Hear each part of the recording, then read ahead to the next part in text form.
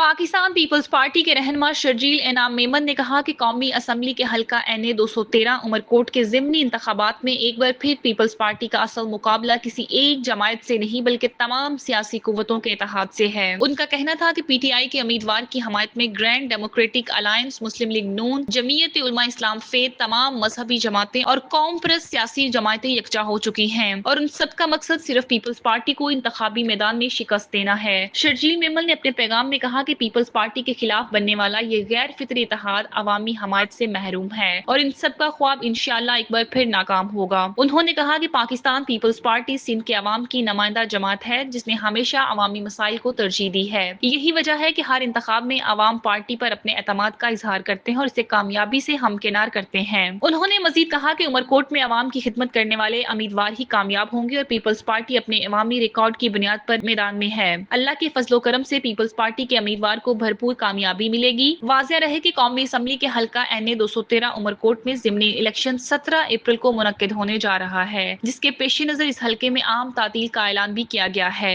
ये नशिस्त हालिया आम इंतखाबात में पीपल्स पार्टी के सीनियर रहनुमा नवाब यूसुफ तालपुर ने जीती थी, ताहम उनके इंतकाल के बायस ये सीट खाली हो गई थी जिस पर अब ज़िमनी इंतखाबात हो रहा है। अवाम की नजरें इस अहम मुकाबले पर जमी हुई है और देखना यह है कि क्या ये मुतहद्दा अपोजिशन पीपल्स पार्टी का रास्ता रोक पाएगी या अवाम एक बार फिर अपने एतमाद का इजहार पीपल्स पार्टी पर करेंगे।